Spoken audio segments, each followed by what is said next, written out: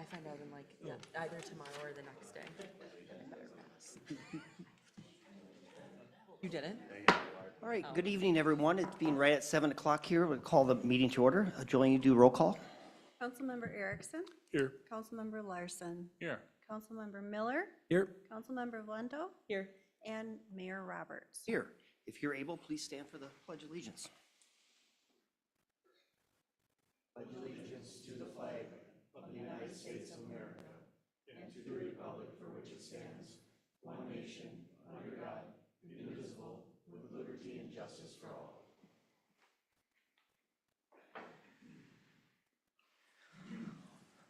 All right, our first item here is open forum. This is an opportunity to anyone to come up and speak on any city matter. Just please give us your name and your address. Oh, yep, I missed that one. So, all right, so we'll back up. Can I get a motion to approve the agenda? So moved. Second? Second. All in favor? Aye. Aye, opposed, motion carries. All right, let's start the open forum now. So again, this is an opportunity for anyone to get up and speak, talk about any city matter, just give us your name and your address. No one signed up? All right, consent agenda. Can I get a motion to approve the consent agenda this evening? Mr. Mayor? Yes. I would like to remove item B from the consent agenda, please. All right. Is there a motion then to approve consent agenda A and then C through G? So moved. I'll second. All in favor? Motion carries. All right, next agenda item then would be B, the minutes, approved minutes from the February 6, 2025 special council meeting. I'll make a motion to approve the minutes from February 6, 2025. Second. All in favor? Aye. Opposed? Abstentions? Abstain. Thank you. Okay, our first regular agenda item then is Forest Lake Lions and Forest Lake Masons Veterans Memorial Donation. And I believe we have some representatives from both organizations. If you'd like to come up to the podium and speak, that would be great.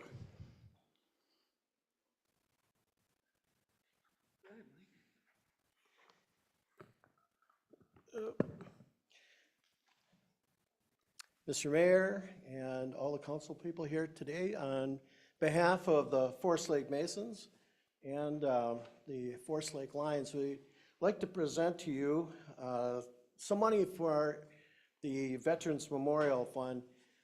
Just a little backdrop on that. Forest Lake Masons and the Lions, we have over the years done a handful of different fundraisers, different charitable events. We coupled several times during the COVID days and being able to do some drive-through events and let people have a little bit of normalcy to get some food and do some Halloween things. So I think we both share the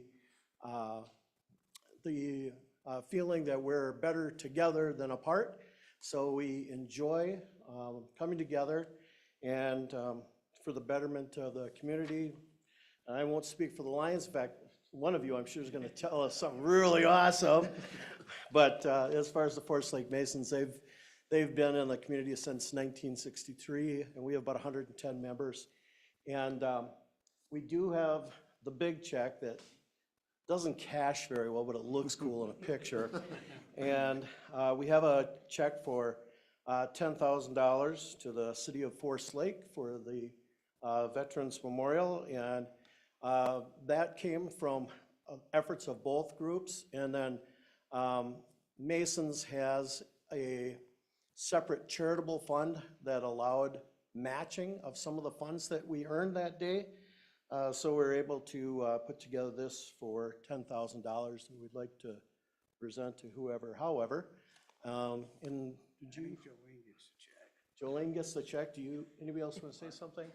Just on behalf of the Lions, we always appreciate being in the community as the Masons.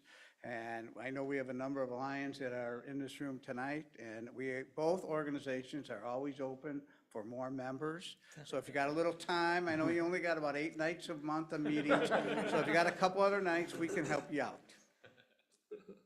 And I'm just going to add us something, that there are many Masons that are also Lions. So you don't have to decide, you can just have some double duty. I think that's it. At some point, we can get a picture, that'd be wonderful. Yes, yes. So I just want to mention, I think it's great, especially two organizations like you teaming up together. This is truly a community project for the public that don't know. We're doing a large Veterans Memorial down at Lakeside Park, and you are just one of a number of organizations, individuals in the community that have really stepped up. And so we really do appreciate that. So with that, I will make a motion to accept with gratitude the Forest Lake Lions and Forest Lake Masons Veterans Memorial donation. That's Resolution 02242503. A second it. Second, all in favor? Aye. Aye. Opposed? Motion carries. Great. We're going to come down and take a quick photo with you right now, if that's all right. Wonderful.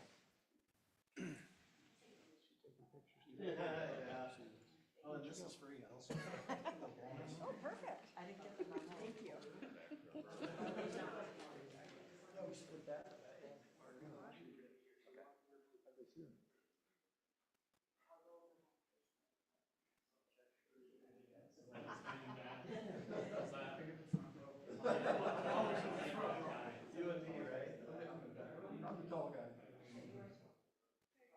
Hey, give me some more fair warning so I can suck in. Ready? 1, 2, 3. Great, thank you guys.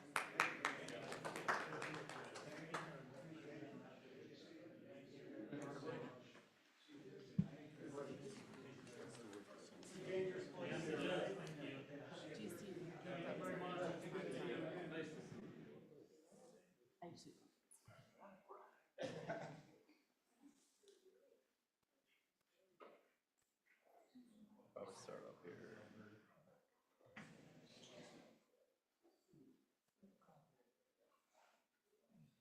Next week we'll wear all green.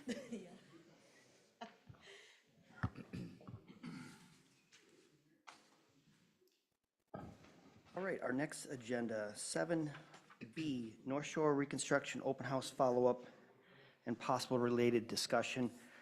Just a little bit of a background there. We've been talking about this project since early last year. We had an open house on Tuesday, had a great turnout, and received a lot of feedback.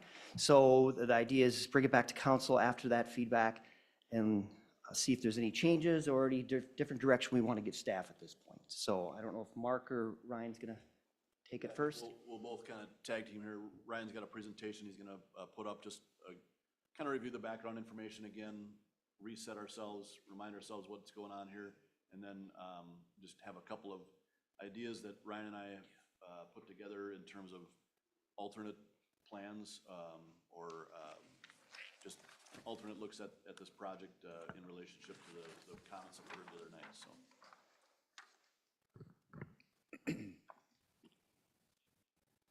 All right, Mayor, City Council. I'll lean over a little bit here, I guess. So we're back here after having a construction public open house.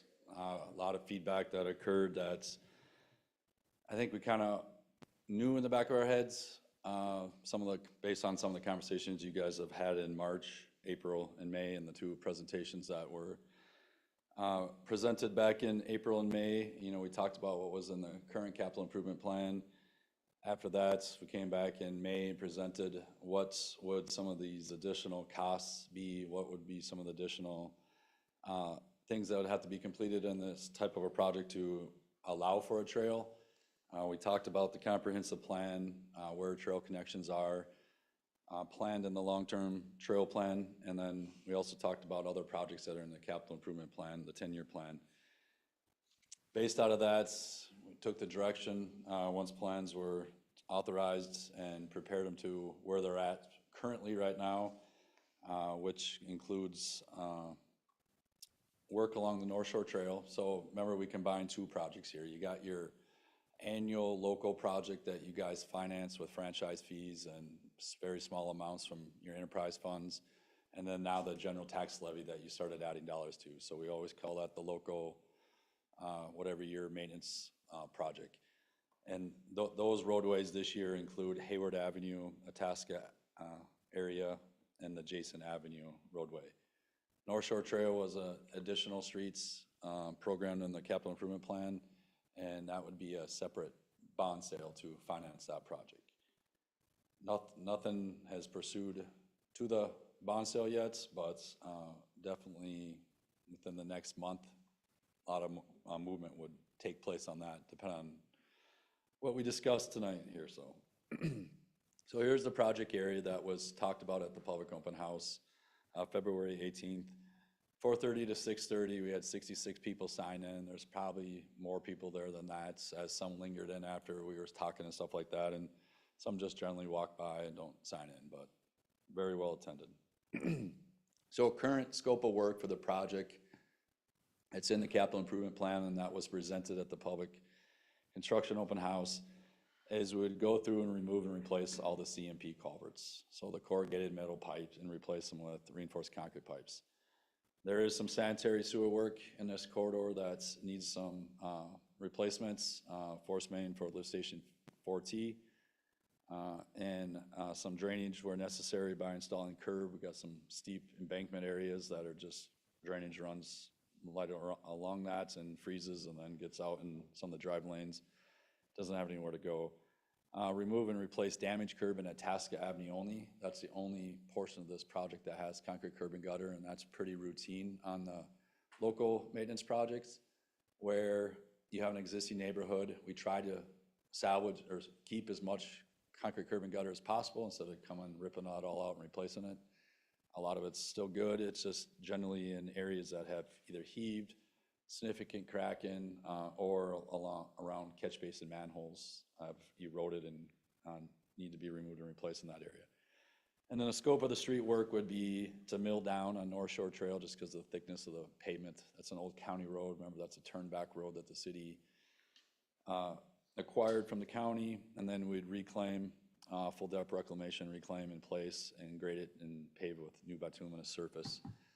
The new surface from Greenway to 235th would be 4.5 inches of new bituminous, 2 lifts. And from 235th to Highway 97 would be 4 inches. That's calculated based on traffic counts and volumes that we have in that area. And then new striping and signage throughout the corridor. What wasn't included in the project scope would be extending the project limits out to people's driveways, driveway culverts. In Forest Lake, the driveway culverts are owned and maintained by the property owner. Now there's times where Public Works has gone and done simple things. If something's frozen and it's creating a major drainage issue, you know, house after house, to help on thaw some of that, but ultimately it's the ownership and maintenance responsibility of the property owner for their driveway culverts. In a major reconstructions, those do get included in projects, but just on a typical project like this, we wouldn't be going out and removing and replacing that. Major ditch grading, and then no pedestrian facilities, pathways, or sidewalks. So project costs, the city earlier estimated $5.9 million for the total project cost of North Shore Trail. Right now, we're estimating that project at 5.8. It still does have some contingency in it, so if we went to go bid right now today, I know it would come in under the total estimate of 5.8. On the CIP, you budgeted 5.9 million. The local 2025 street improvement project, these are all the exact names of the streets that are in that area in that map that I just showed you. And that's, the city budgeted 1.845 million for that. Right now we're estimating 1.65 million for that project. So that still does have some contingency built in, so going out to bid, that should come in lower than that as well.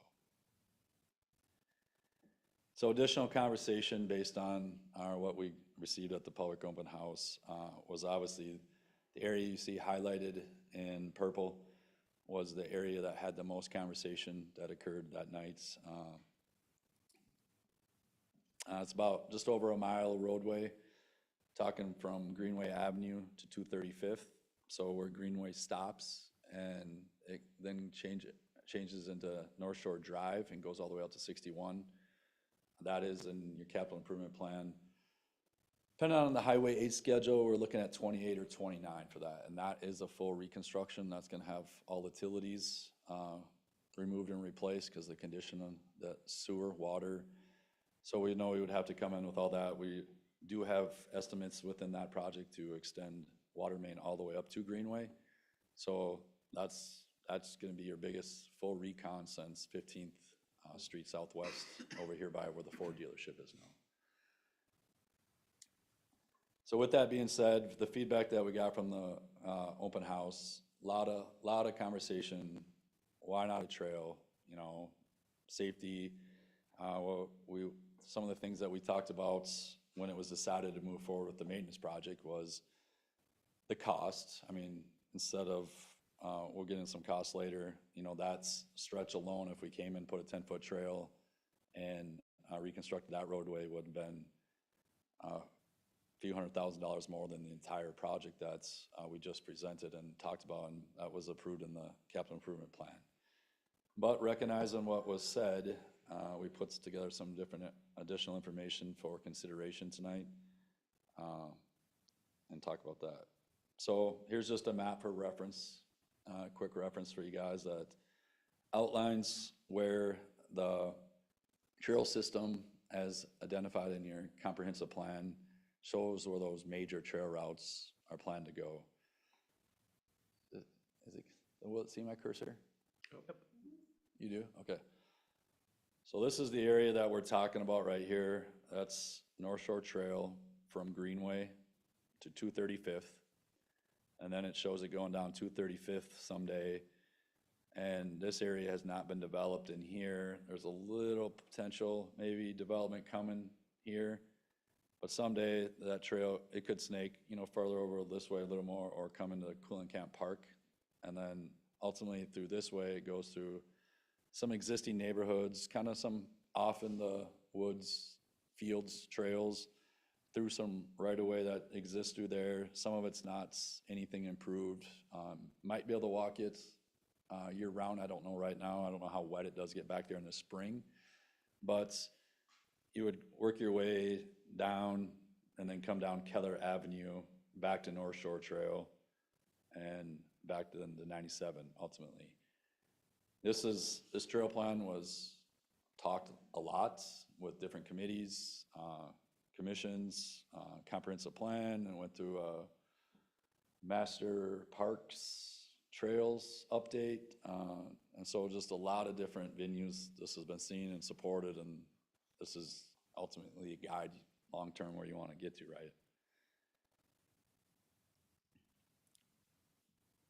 right? So just recapping back to the North Shore Trail project, current project is estimated at $5.8 million.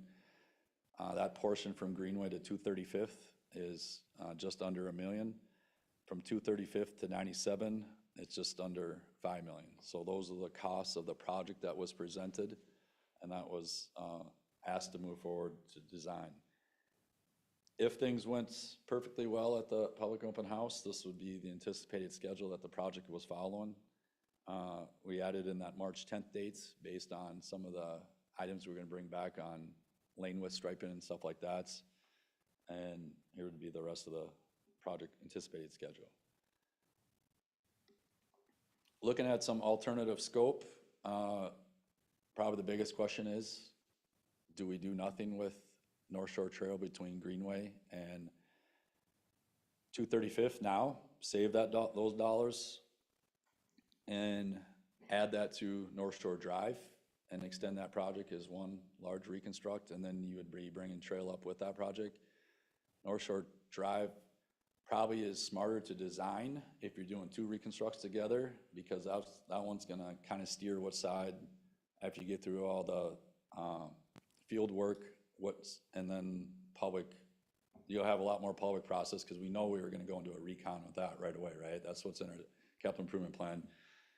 The desired preferred side, what trail the road will be on and stuff like that, and that'll then obviously carry into this area if there's that strong desire to have a trail on North Shore Trail now in the next 2 to 5 years, right? that's probably the timeline we're looking at versus out 20 years later, right? So is the best thing not to do anything with that stretch of road now and piggyback it off that project, right?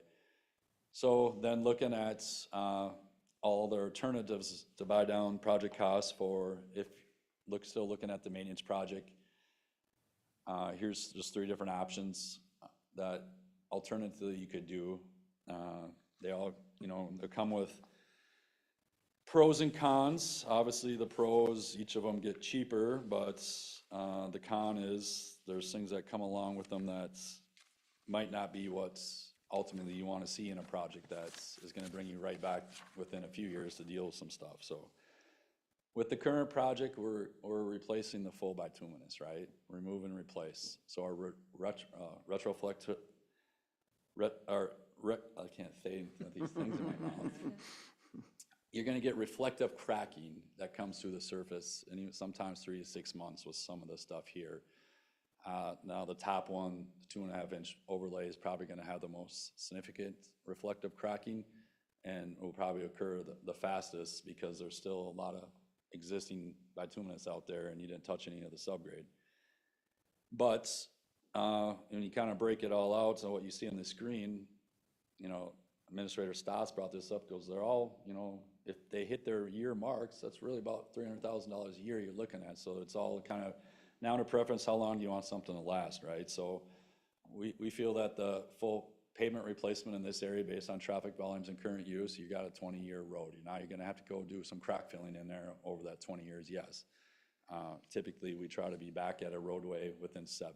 That's how we kind of laid out the crack filling program. And alternatively, looking at here, now I'm only looking at, do we leave 230, that section that we talked about in the trail plan? That's one question. Do we change our preferred scope of work for the maintenance portion of the next leg of North Shore, or do we just look at something entirely different? But here's 3 separate other options. You can see how they would relate to the original construction cost. So right here on the top one, Greenway to 235th. If we came in and milled 2.5 inches down and overlaid 2.5 inches back, we would be at $600,000. The original cost that I just talked to you about, the project presented in the CIP and was presented at the public open house, is $944,000. All 3 of these projects still, though, do include culvert replacements. Based on talking with Public Works, a lot of those corrugated metal pipe culverts are not going to make it 2 or 3 years. So all those costs are still in here in each of these 3 options, and the sanitary sewer work too. So it's not just road. So you're still getting all that other stuff that needs to be done now, and that type of work, those things will, be last forever in that area with this type of work. Storm sewer work in that first segment that I talked about is only about $15,000. There's a significant amount of storm sewer work in the outside of 235th and down to 97. So even if you went to go replace a few culverts now, and you only had that project out there for 4 or 5 years, you're really out $15,000 of storm sewer, and some of that stuff you might be able to even salvage. So it'll be in good condition, or we even have the contractor take it to Public Works shop too. So that's something we could do with that. But anyway, what I got laid out here is what that scope of work would cost, and then in parentheses, you see that number in parentheses is all the same down. That way you can easily compare to what the construction costs or the total project costs in those areas would be if we did the scope of work presented. So North Shore Trail, another one we looked at is ultra-thin bonded overlay, 3/4 inch mill, and then it would be, I got the mill. I slapped this together really quick this afternoon, so now I'm reading it out loud. I wish some words were a little different, so that's why I'm a little stuttery here today. And then we come back with 3/4 inch overlay over the entire way from that long section from 235th to 97. This is probably the one that's gonna be the best against reflective cracking, just because of its strength and how its thickness is much less than the 2.5. The 2.5 inch, just an overlay on the existing bituminous, that's gonna have the fastest reflective cracking to occur. And I know Public Works would be having to probably line up some crack filling with that within a year. I mean, that's what's gonna happen with that one. And then the last one is the microsurfacing. To compare that, some of you guys are familiar when we microsurfaced Forest Road right here. We didn't want to put any real investments into that as we knew Highway 97 projects going on, and we didn't know how far we might come back down the corner with the County Road 32, so we just did that to limp that road around. But these three other options for maintenance on North Shore Trail, the top one, typically that you're looking at a 10-year scope of work, or 10-year last in there. The ultra-thin bonded lay, 7 years, and the last one, microsurfacing, 3 years. So those about the life of those before you're gonna have to start doing something else. But this is where Administrator Stotts has calced it out too, and goes, this is about $300,000 a year. It just depends on, do you want something to go for 10, 7, 3? You know, now sometimes they go a little further than, you know, what paper says, because just the conditions that are used. All of a sudden, if we did have a development in this area and a bunch of construction equipment was running up and down that area, that then would obviously have a significant toll on that type of work that we do. The one thing other than the local projects that I just showed you and that local maintenance projects, we have worked our way out to North Shore Trail. So we would not be having a future city project in this area in some long time down the road. We've basically done everything in the area and worked our way out of there. So really, we're looking at the local maintenance project, and then North Shore Trail right now. So that was just the things that we wanted to bring up tonight to talk about, you know, based on, you know, the project schedule we're looking at.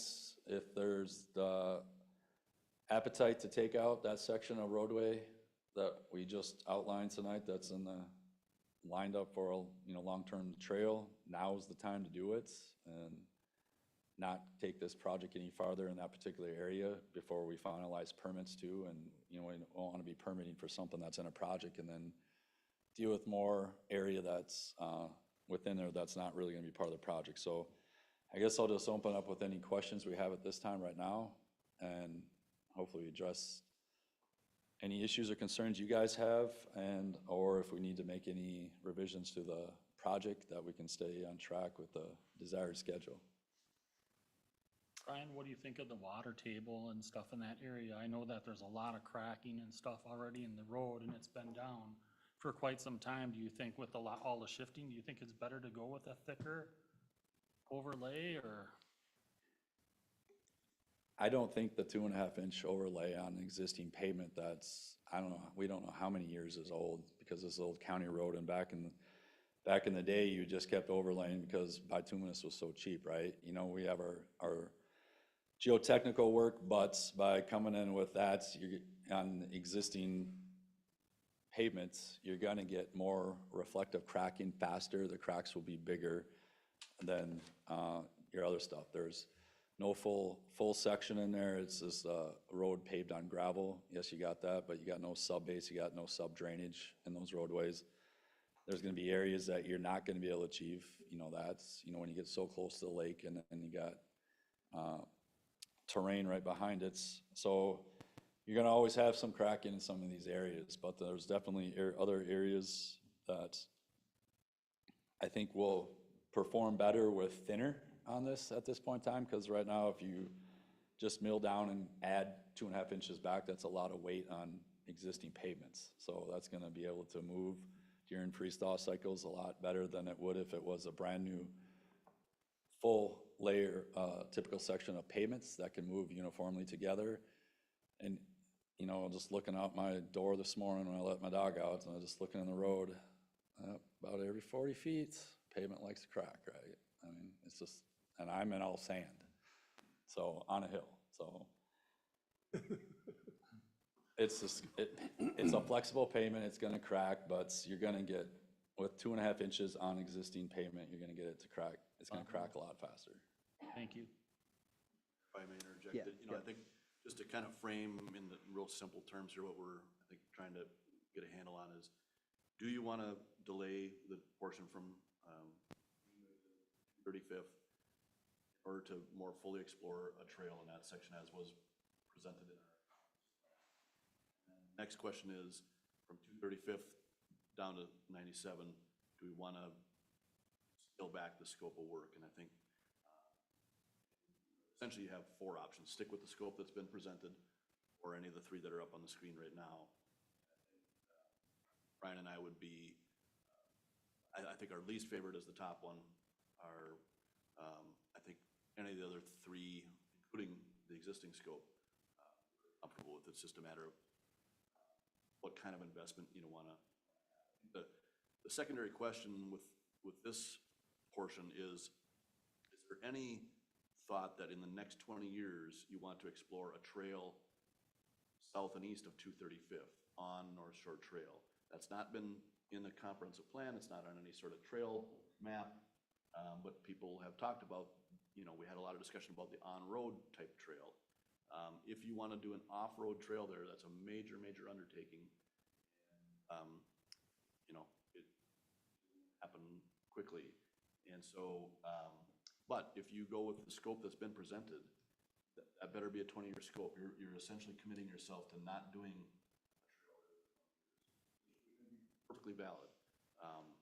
But that's kind of what we wanted to just take this time to make sure everyone understands that if you go with the scope that's presented, we do not intend to come back there for 20 years, 5 or 30, right? Because you're making a significant investment there. And that's going to be the road for the next 20 to 30 years. I think if you want to break it out into those sort of 2 questions. Okay, thank you for that. So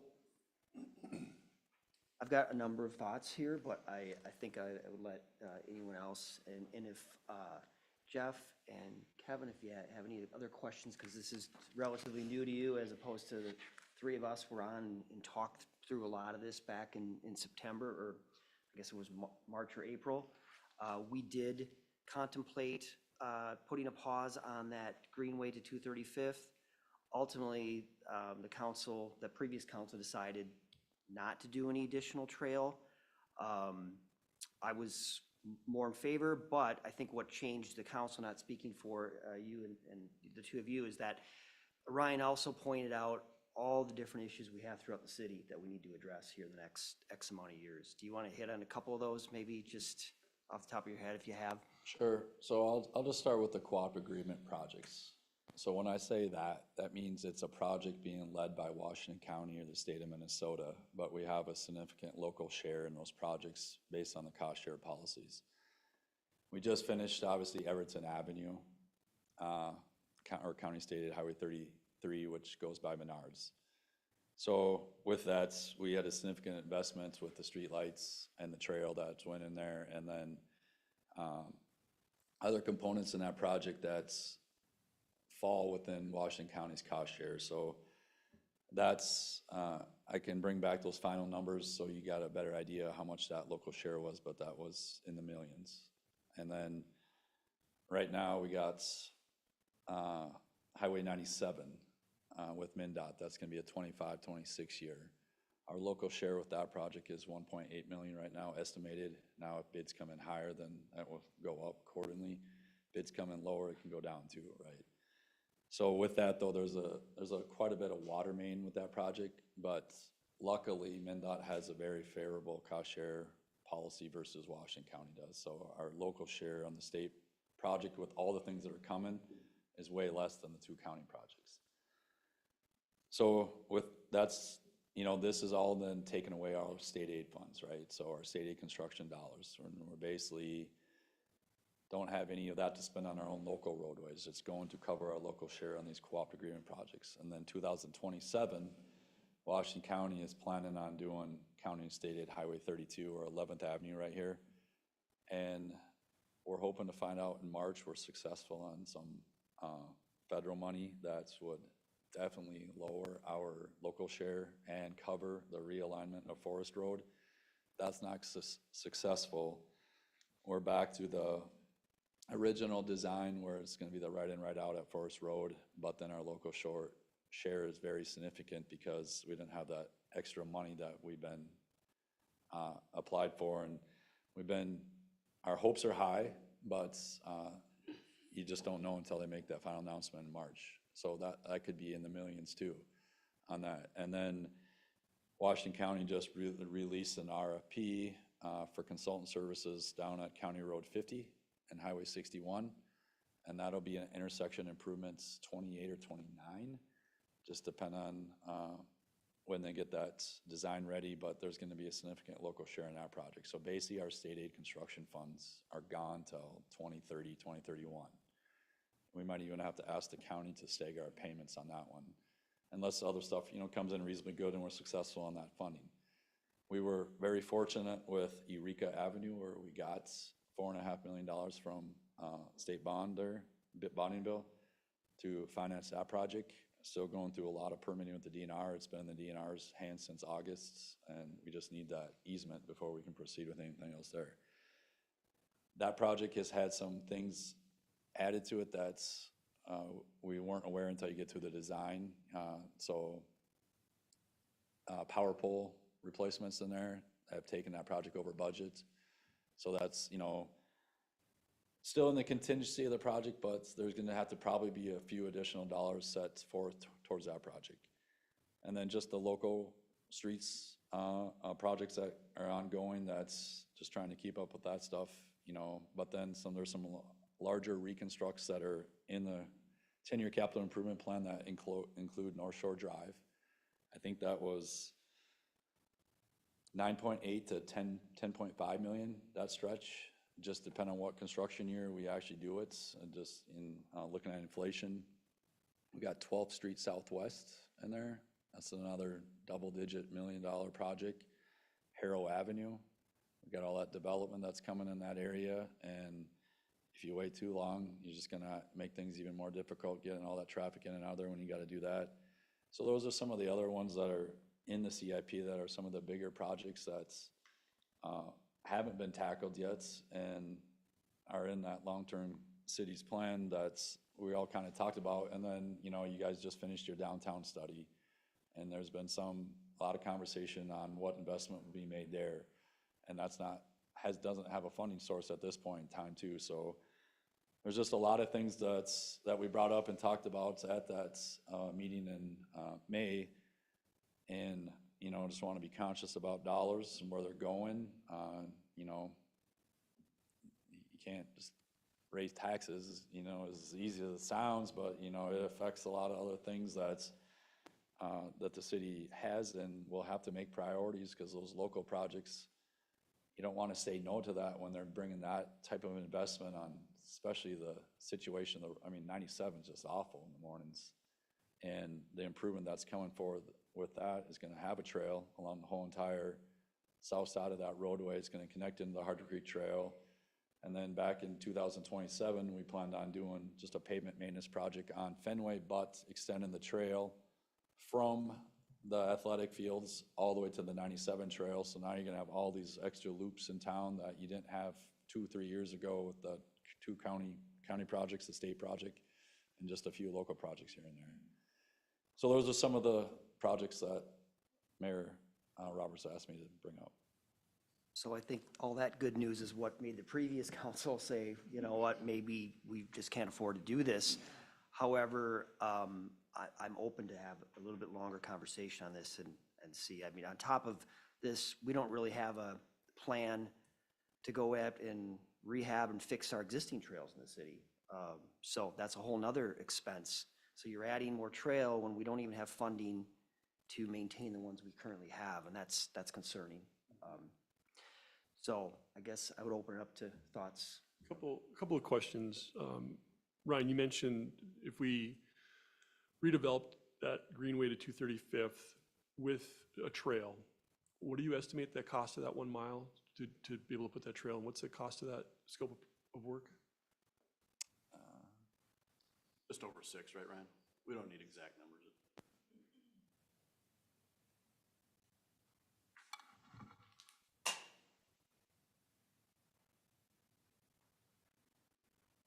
So when we presented that back in May, we looked at a 32-foot face-to-face with a 10-foot trail right off the back of that curb. That was estimated at 6.2 million from Greenway to 235th. We also then just looked at what a 28 face-to-face, when I say face-to-face, concrete curb and gutter on both sides, with the 10-foot trail, that was at 5.9 million. Those estimates did not include any property acquisition, remove or replace any landscape features, and water main expansion was not included in there. So with North Shore Drive, we are estimating and have those numbers budgeted for to take the water main to all the way to Greenway. And there's a lot of density on that north side of the lake that's potentially you could extend water main to if you reconstructed the North Shore Trail area from that area too. So maybe get fire service extended out that way a little bit too. With the right-of-way situation that we have in that stretch of land, what are we thinking as far as land acquisition? What is that going to look like for us? We would have to research 38 properties to see what the actual paperwork all says. There's a lot of variations on right-of-way through here, and then you would go into laying a design out. How would you achieve it? How would you fit it? And probably vent that publicly too, then before you actually know ultimately how much land you'd be looking to take, and or wetland mitigation.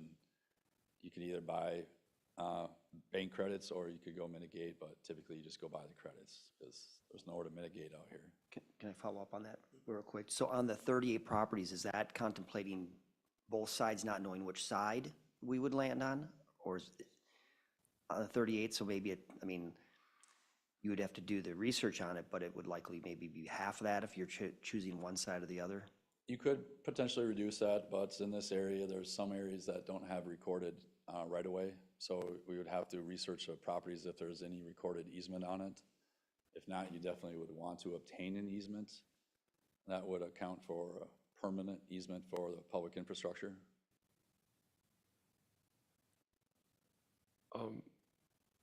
I wasn't there for the open house, but based on from those of you that were, if we were to spend somewhere between $6 and $10 million for that 1 mile stretch and put in a trail that would ultimately hook up to 235th and go quite a ways away from the lake, you have a sense that that would actually achieve what the group that was there is looking for?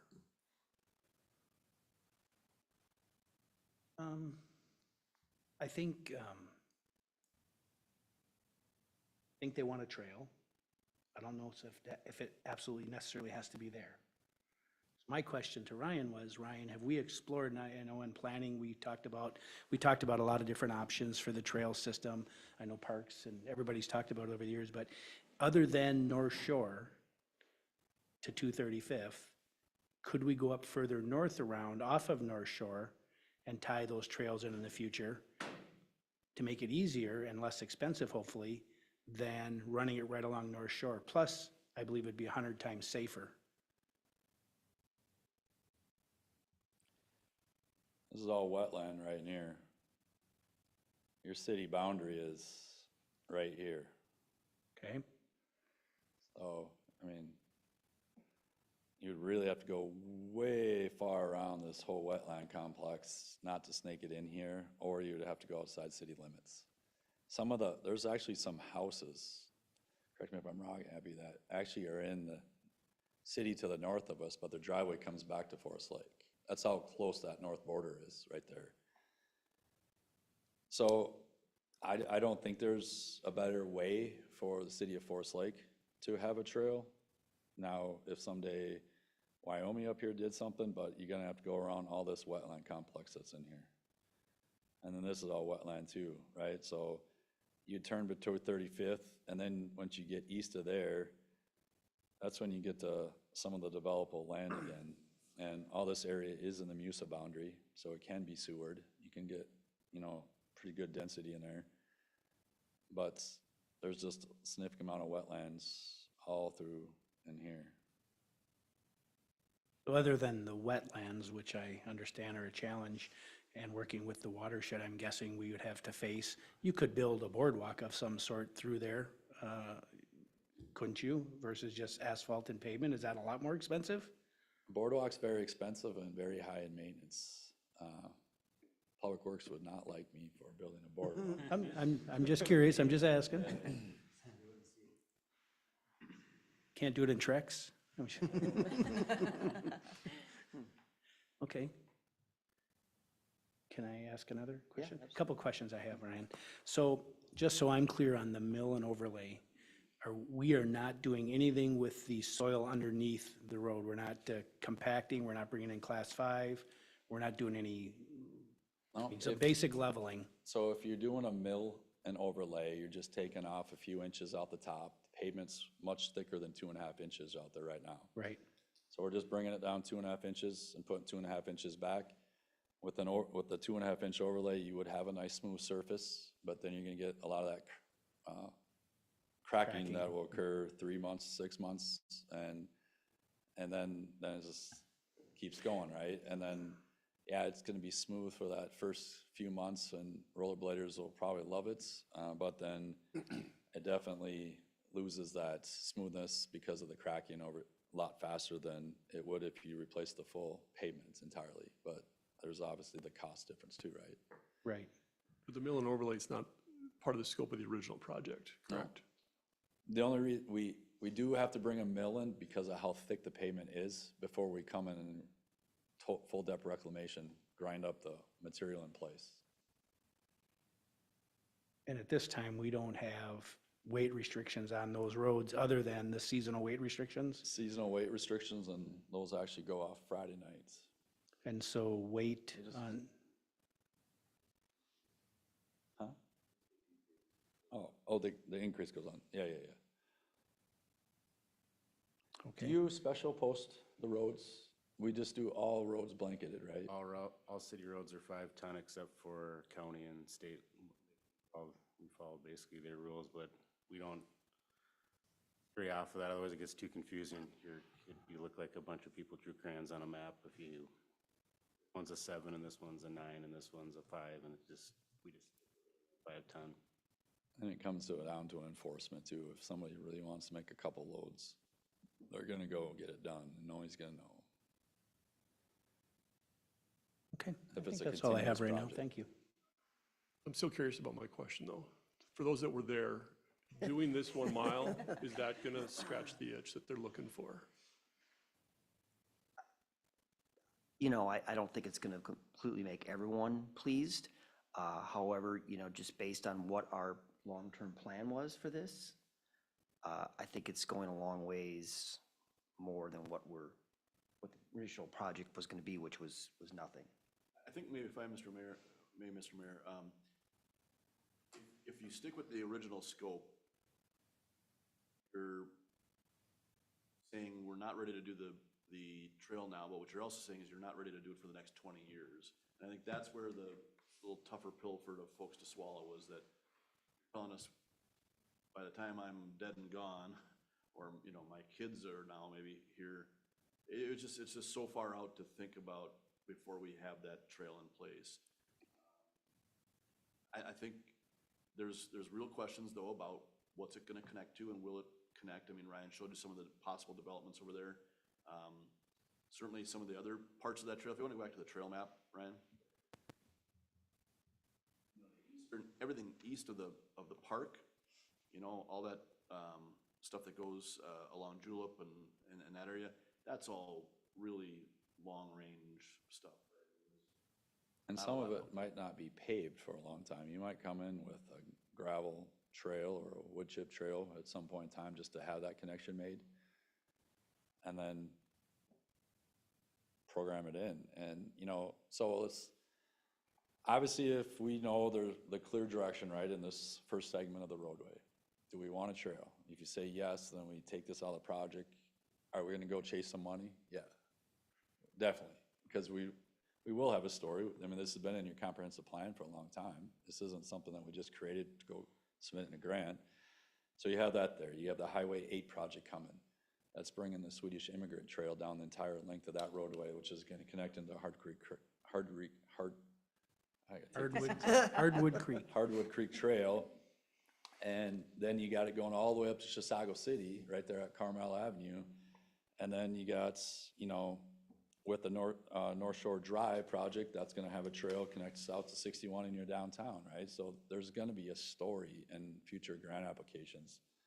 It's just, is this gonna be your priority in the next 5, 6 years? Or are we really gonna wait 20 years and still have to come back and do something in the meantime to North Shore Trail here, right? That's kind of, I think, the other question too. Where is it gonna fall in all those projects? Where's it gonna fall in the priorities? It's gotta be more this way if we don't wanna do anything there now and ramp this up for a portion to have a trail. So if I can take a shot at this, unless Hannah, you. No, you- go for it. Okay, so I guess my thought, and this was my thought back in May when we discussed this, was that we put a pause on North Shore from Greenway to 235th to take some time and do some more research, do the property, inquire on the properties, see if we can chase some money, get some grants. And ultimately, maybe we end up at the exact same place we are tonight, where we just have to do it what's proposed. But at least we've taken the time, let the public know we've really vetted this and see if there's some options here. If we weren't coming back with another project on North Shore Drive where, regardless whether we do the trail or not, we'll have a project there very close that we could tie in with this one. And I think it just makes sense to not commit ourselves on this piece here, especially that's what the comprehensive plan says. Now, going further south or all along the lake, yes, that would be ideal. It's just, I just don't think it's realistic. We've talked about the lanes being narrowed so we can have an additional foot on each stripe, so there's additional foot on each side shoulder. Talking with some bikelists and runners the other night, they were like, that would be a game changer to have an extra foot to give themselves a little more comfort on doing that kind of activity along North Shore. So that's just where I'm leaning, but open for more. Yep, Mr. Mayor. So I feel it's a lot like the Public Works buildings. You know, this would be, if we did it this way, just what we've talked about originally, it'd be like putting a Band-Aid on what we really intend to do and what the comprehensive plan has intended us to do for quite a few years now. So I think I'm in agreement that maybe we pause on this Greenway to 235 and come back or look at that a little bit more closely and then make the decision. I think, Ryan, you'd mentioned in a conversation maybe that we could still do a little bit of some pothole filling or smoothing out to make that, you know, a little bit better for the next 2 years for a minimal amount of money. Maybe we don't have to, but that part there out of the whole 8 miles seems like it's in the best shape from Greenway to 235th, as opposed as you continue to go east, it seems to get worse. So if we did wait 2 years, it's not, Go to the next slide, please. it's not ideal, but it's not the end of the world. Go down with the 3 options you gave us. So you like either do the micro surface or the ultra thin bonded on that 1 mile section? Possibly, if it was determined that we thought that was best. I don't know if we need to make that decision tonight. I think we don't have to make any decision tonight. We need to give some direction. But again, I'm leaning towards pausing that section and move forward, get bids out and move forward on 235th to 97. And then if we decide after the spring, maybe is there an opportunity when spring, everything's done thawing, or that we could do some additional work there if we needed to, just to get us through for another couple more years? You could always go do a quote project for that area. It's,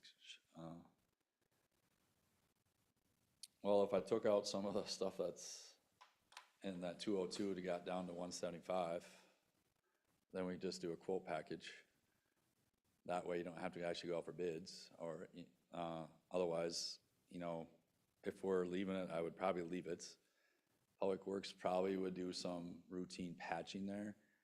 But if we recognize something needed something out there, maybe just micro surfacing next year or the year after, you can always just go do a quote project for that particular area. It's a mile of roadway. You're still gonna get good bids on that project. I mean, We got really good bids when we did Forest Road here, and that area is longer than Forest Road, so. If you think it's the best part of the road, right, why put money into it if Right. you really are coming back in 4 or 5 years other than some normal day-to-day patching that might need to be done in a couple spots?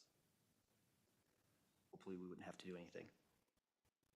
The other options too, I think, with just the mill and that road is just, it's just so bumpy with just the soil conditions. And so the other thing of backing off on the rest of it to any of these levels, we've really set up an expectation to the public already about what this is going to look like and what we want to do. And sort of back off of that wouldn't make me real comfortable. No, I wouldn't want to do that. We have a couple follow-up questions, though. I noticed that there's a number of other residential streets being done as part of the local project. I think I saw in some email update that there was a number of streets that were called out on Thursday night. Are those the streets, or is there other streets that should be considered? So some of the other streets we heard about were Inman Avenue and 224th, and those are gravel roads. So per your assessment policy, they would have, whether the city could petition or, request a project, but generally that's, you're looking, I don't know what the percent offhand, but your assessment policy requires so many people or percent to petition for that road, and then you guys would have to order that project. That would be a 429 project, assessment project. Your assessment policy states going from a gravel road to an improved road is 100% assessed to the property owners. So I don't know if the whole neighborhood would allow that. That's, not very many houses, and some of the houses come out to North Shore Drive or Trail, so that'd even be a harder fight to get them to pay for something when they don't even have access to that road. The other one was Irish Avenue. Sounds like it was just a in-house job done well before Dave's time. They paved it on it's a steep hill, very, very skinny, one-way traffic only. But I also believe that the resident that lives on that hill adjacent to it wrote an email to city planner that was forwarded to myself that states, you are not expanding the road into my front yard. It's just very bad situation, a very narrow, steep, short road that comes right out to North Shore Drive, and I hope people don't use it in the wintertime, right? I hope they go out to 234th to Inman. So those are the ones I have noted down. That's also outlined in the memo that's included in your packet below, City Administrator Stotts's memo, so for future reference. Thoughts? Well, my thoughts are in the sense of expanding our connectivity with trails and or sidewalks.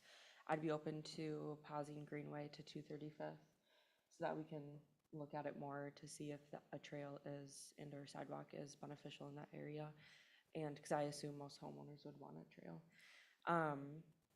With that being said, I would actually be open to doing either the second option or probably the second option, because that one, how long would that one last? 7 years. I'd be more favorable to that one if we do the rest from 235th to 97.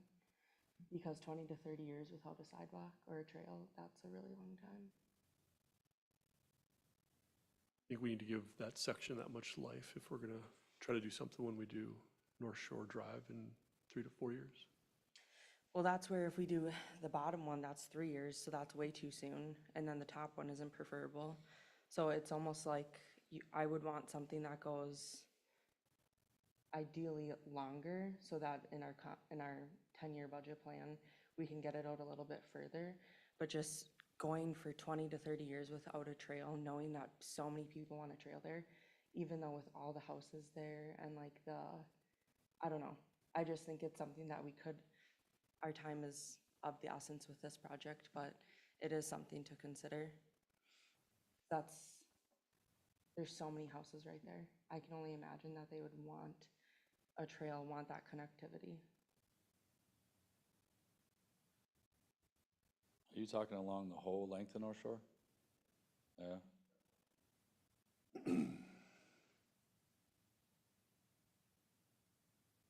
So in this area out here, there are no sidewalks, right? There are no pedestrian facilities in any of the neighborhoods.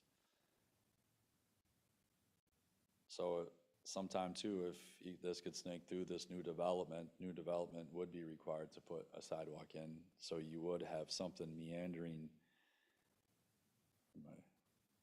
Once this develops in here, you would start having something meander back to these neighborhoods over time. I mean, this depends on how fast this develops, right? And you could start bringing in some sidewalk projects in these neighborhoods. Or otherwise, if you are looking down North Shore Trail, you would have to be acquiring from some property to fit that stuff. And that's right in that area, that stormwater BMPs right in here.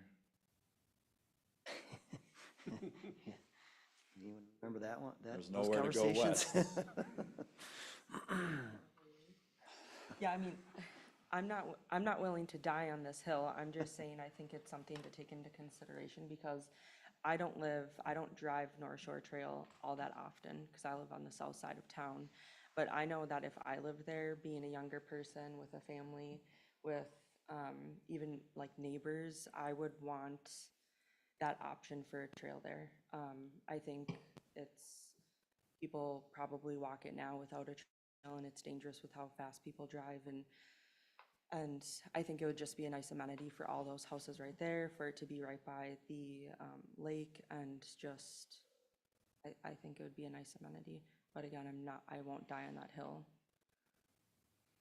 So if we were $6 million for 1 mile, right, like with the trail, if from 230, that what it could be from Greenway to 235th, and then that goes out another 6 or 7 miles, you know, you're at $36 million to get out there, and that's probably best case scenario. That doesn't include land acquisition costs. Right. You're 50 million easy. I agree with you. That would be very ideal, but Is there a way Numbers ever add up? eventually to split the project up in phases? well, you can. Mr. Mayor, if I might, Yeah. Ryan, did that 6 million include sewer and water work? No. The sanitary sewer is between the road and the houses, right, closer to the houses than it is actually the road. So on the piece that we're talking about from Greenway to 235th, that's including curbs and sanitary and water, right? So the reason for curb is because we got also a lot of wetlands, got a lot of driveway stuff to fit that footprints. Coming in and reconstructing that, we're gonna fill in the ditch on one side so you could fit a trail. So you're gonna have to take stormwater somewhere too. So that's the reason why it was estimated with curb and gutter. Now, during design, are there some areas you could potentially eliminate some curb and have it maintain some ditching on one side? Maybe. But, you know, without getting into the full design and running cross sections and tying into people's driveways and that are close up there and how that all would work, it was estimated with curb and gutter on both sides. No water. No water. No water main, but that's something, if North Shore Drive was done, had water main brought there, you could extend water at some distance to make it make sense, you know.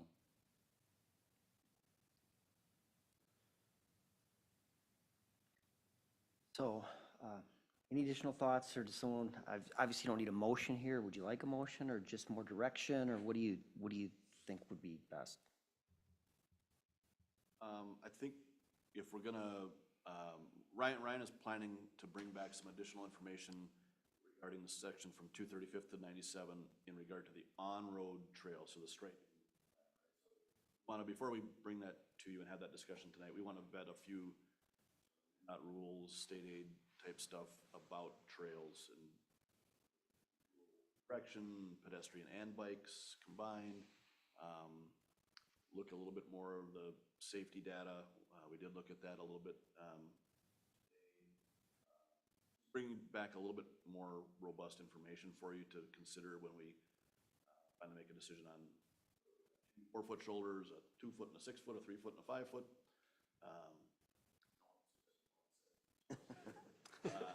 You know, those decisions we want to bring back to you at the 10th, the next meeting.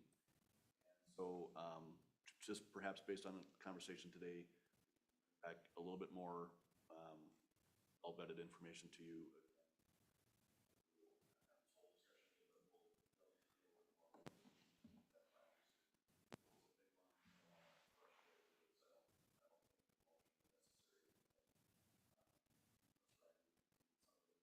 So my understanding, so we're all on the same page, is we would be looking to eliminate the portion of North Shore Trail from Greenway to 235th. That will not be included in the scope of the project.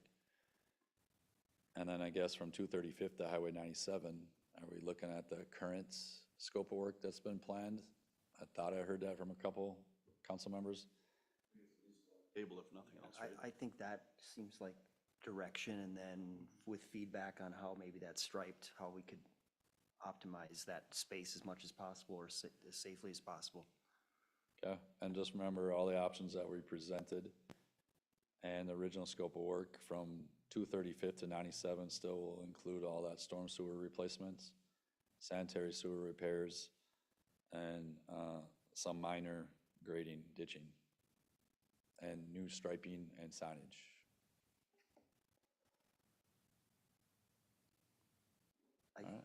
I think, I feel comfortable with that if the rest of you do. I think it's a good happy medium right now. It gives us a little bit more time.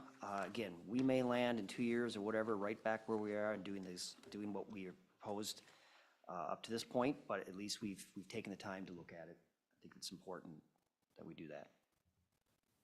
Good. Appreciate that long discussion. And I'm glad it was it's a shorter agenda, so we had that time to really vet this out, so thank you. So next item, 7C, ordinance amendment for 2025 fee schedule, and Jolene, looks like you're going to walk us through that. Yeah, thank you, Mr. Mayor, Council. In your packet was a memo and a revised fee schedule. If you recall, in December, at our only meeting in December, Council did approve the 2025 fee schedule. Since that time, as is usually the case, staff has noticed a few changes that were needed. One of those changes was including our cannabis registration fees. So you'll notice that is highlighted in the fee schedule, a significant addition. That wasn't included in the original 2025 fee schedule because the fee schedule was approved moments before that cannabis registration ordinance was approved. So that's why that was not included the last time council took a look at this. A couple of the other changes that are highlighted in the staff memo that Jessica did put together for us. Administrative citations, there was a legal and administrative cost line item added to the fee schedule.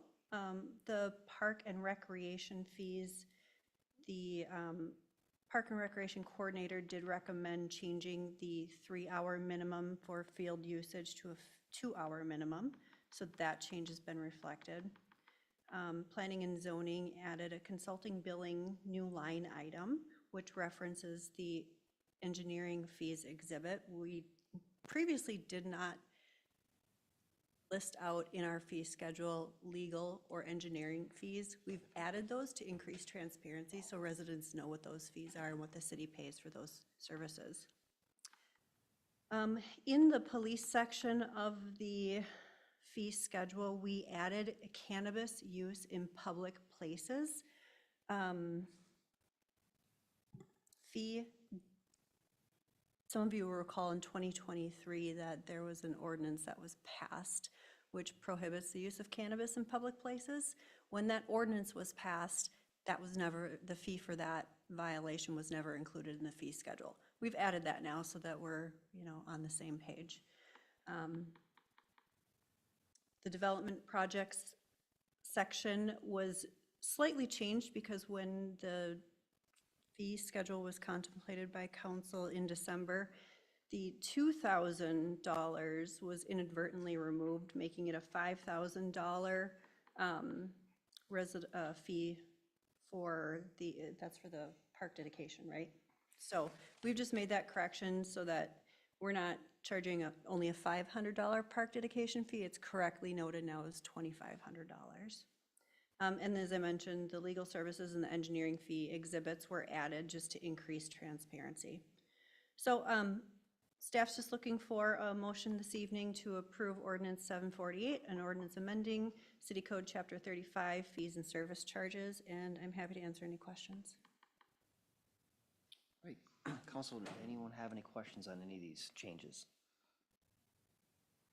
I just have one question, and I guess would be on that, the ball field rental from 2 to 3 hours. That was based on Kyle just maybe knowing what the usage is and thinking that 3 hours is just too long.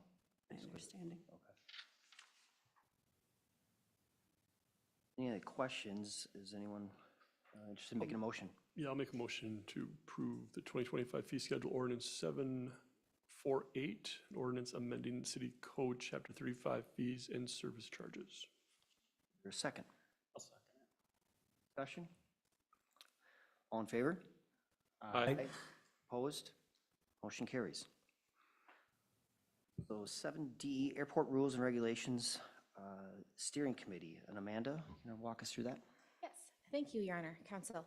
So if you recall, at the last, I believe it was the last meeting or perhaps the meeting before that, the council voted to approve a proposal by Bolton and Mank through Silas, the airport engineer, to work on airport rules and regulations for the airport. Right now, we have something called guidelines, which isn't the great name of a document that we're trying to make enforceable. As part of the creation of these new minimum standards and rules and regulations for the airport, we need to create a steering committee that's going to develop these new documents. That consists of, the recommendation from Silas is that will consist of 2 members of the council, 2 members of the airport commission, the city administrator, and the city attorney. There will be 4 meetings that this committee would be a part of. The kickoff meeting, a meeting once the documents are 60% done, once they are 90% done, and then a final meeting. What I'm looking for from the council tonight are 2 members from the city council who would like to be on the steering committee, and then how you would like to select the members from the airport commission. If the council wants to just select them, or if the council would like to direct staff by way of the city administrator to talk with the airport commission on Wednesday, and they can select 2 of their members at their meeting on Wednesday. So who would you like from the council to be on this steering committee? So we talked a little bit about this, and initially, Councilmember Valento was willing to do that. We hadn't placed Councilmember Miller, and so knowing that some of this and some liaison positions might change, we talked to Councilmember Miller about being on that along with myself, if the rest of the council is agreeable to that. Good head nods, all right. And then for the 2 members from the airport commission, would the council like to select those, or would you like to punt to the airport commission and have them select on Wednesday?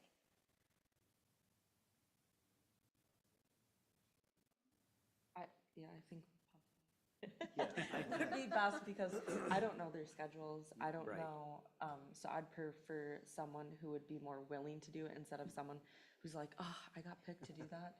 So just someone who's a little bit more motivated to be in that group, and that fits with their schedule, so I'm all for it. Okay, I would agree that they know their bandwidth, and I'm sure they'll find 2 people that are willing to serve. perfect. And then are you good with just the Mark and myself to be the other 2 staff members on the committee for now? One caveat I will say is that I do anticipate needing to have Abby probably attend maybe one of the meetings. There's a lot more than just planning that's in these rules and regulations, but certainly zoning is going to be a component. At the same time, I don't want to force her to go to 4 more meetings if she doesn't have to. So honorary steering committee member, but does not need to attend all the meetings. Unless there's somebody else that you want from staff on the steering committee. Okay, Perfect. We will get the other two members from the Airport Commission and then the esteemed members who have been nominated to be on the steering committee. We'll hear from Silas and myself shortly on setting up this first kickoff meeting. Great. Thank you. Thank you for that. So 7E, Cable Commission appointment. We have an opening there on the Cable Commission. We had a great candidate, one of the finalists that was one of the city council member potential candidates that showed some interest in that. And so with Councilmember Valento's recommendation, I propose that we appoint Renee Fagan for a 3-year term starting well, in February here, going to end of January of '27. Is there a second? I'll second. All in favor? Aye. Aye. Opposed? Great.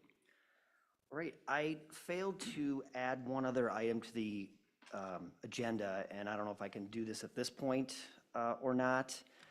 This is, as I mentioned a little bit earlier, about liaison positions changing a little bit once we got a full council seated. And so if I'm able to, without amending the agenda, or we can do it, I guess, on the next meeting too. We don't, we'd have to have a motion to amend the agenda, but we could certainly just add it to the next meeting agenda as well. Okay. We could make that motion now to amend it, or no? Yeah, if there's, I would make a motion to amend the agenda to assign a new liaison position. Second. Favor? Paul, Aye. Opposed? All right, great. So then, with that, I am recommending that we appoint Kevin Miller to the school district liaison for, I said, a 1-year term, I think, or is that for the full term of his seat? it looks like historically, these have been Each for the year? duration of Oh. the appointment, but we could do it 1 year Okay. as well. Well, we'll just, I think it just the duration of the seat. So, is there a second? Second. All in favor? Aye. Opposed? Motion carries. Mr. Mayor, if I could just clarify, I misspoke a little bit. Typically, when a new council is seated, that's when those seats are. So that would be for the duration of Councilmember Miller's Okay. seat. All right. Great. All right, we're at staff updates. Jolene, start. I don't have any updates this evening. Anything, Abby? Just one update, Wednesday night, the Planning Commission will hold 2 public hearings on zoning ordinance amendments. As I think all the council is aware, we're kind of doing a how to eat an elephant bite size at a time on zoning code updates. So they'll be reviewing lighting regulations and definitions, making recommendations to come forward to this body. You'll be seeing that in early March. The public, it will be public hearing, and the public's welcome to come and listen or comment at the. Great. Dave, anything for us?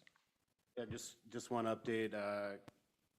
Councilmember Erickson was looking for some additional information on some work we did last week, which then brings me to the point I should probably update the rest of the council on kind of the emerald ash borer.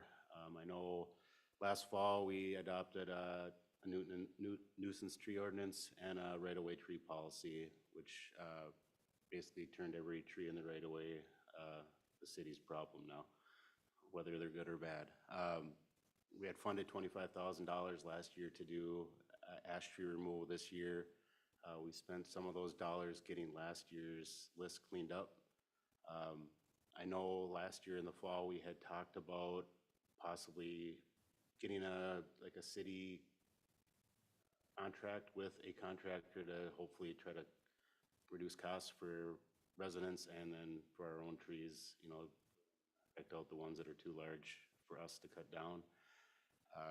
Looking tonight to see if you want me to look into that and see if that's something the city would like to do, get a preferred contractor, or if we'd like the residents to choose who they.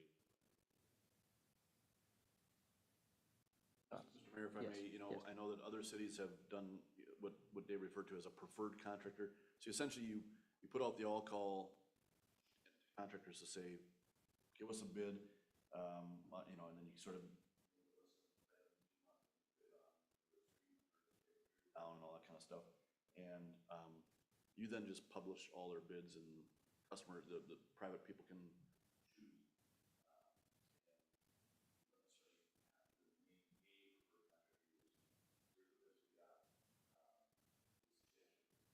Companies to put out at their best.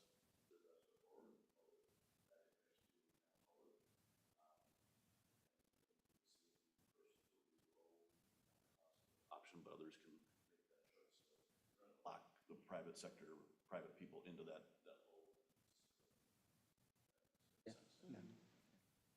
Yeah, I'd be interested in seeing that. I mean, there's already been a lot of tree removal activity in the city, and it's only going to increase. So anything we can do to help local citizens kind of know where to begin and have some sense of what a fair price is, I think that would be time well spent. I will say, we received fair, but it wasn't, every tree is different, and it's hard to put that pricing out there and then have. It was a 1-year timeframe, of course, but I think it's still a good idea. I'm just warning you, probably not gonna get 10.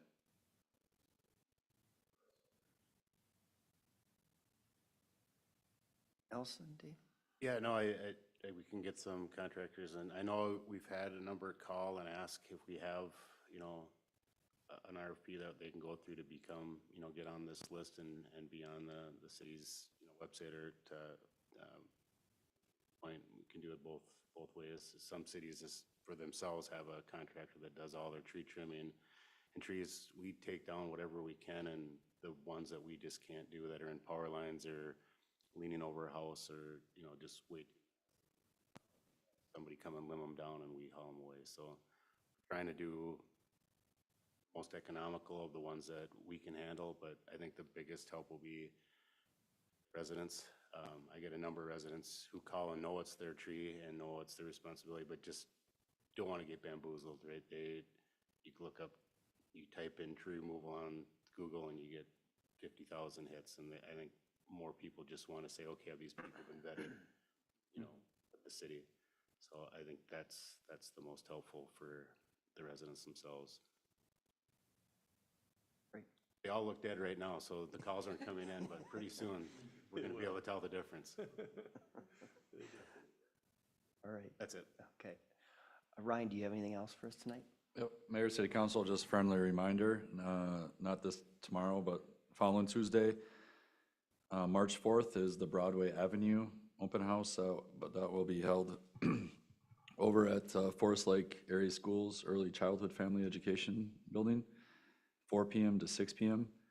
So I'll talk about the Broadway Maintenance Project there. And then Tuesday after that one, day after our next City Council meeting, March 11th, MnDOT's will be having a Highway 97 Public Open House, 4 p.m. to 6 p.m. Here at City Hall up in the community room. Great, and we'll get some social media out on that, Jolene, on both those. Yeah, great. Thanks. Amanda, anything else? Just a quick update on cannabis. It's been a while since you've had one of those. So last week, the Office of Cannabis Management reopened their application program for licenses. That's going to be closing in March. Right now, their guess is that they will be issuing licenses that are not capped. If you recall, there were certain types of licenses that had caps on them, or excuse me, had social equity applicant caps. So they had to match those. If you are not a social equity applicant license type, so that's going to be your cultivators, the growers, some of the manufacturers, things like that. They expect to be issuing those licenses sometime this spring. If you are one of the licenses that is going to be capped, they are hoping to be issuing those sometime, going through those lotteries, and then issuing those licenses in June is what they're estimating right now, June or July. The rules that they are hoping to have the kind of first round of the rules established by mid to end of March. Not really sure what's going to come of that or what type of business activity it's going to create in the city, but it does look like here, second half of 2025, there should be some actual businesses opening up within the state. Available for questions, but I'm not sure. And or do you prefer Mark or Administrator Stotts, or how do you? Call me late for supper. Mark is fine. Okay.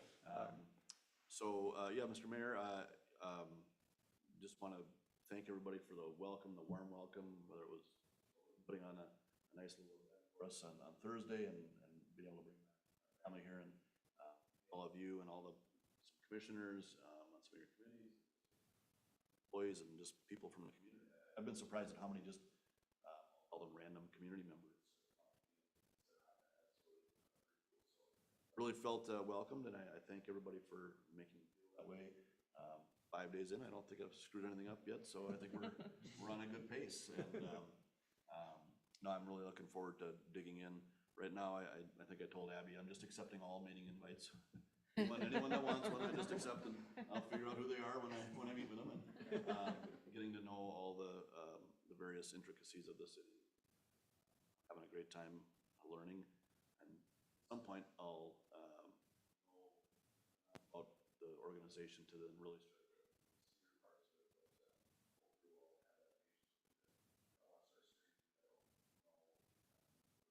back into the ship. It really is. So, yeah, I think, you know, I'm all the intricacies of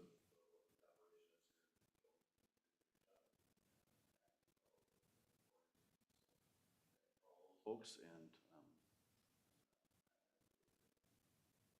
We're glad to have you and appreciate the work you're putting in so far, so thanks. Let's see, any updates, Councilman Larson? I'd just like to mention that Friday and Saturday, Mayor, Council, we attended some training from the League of Minnesota Cities in Plymouth, and I think we learned a lot. We brought a lot of things back, take-backs to that, and some of it I hope we can apply forward. Erickson? Yeah, I was able to attend that same training on Friday. I missed Saturday, unfortunately.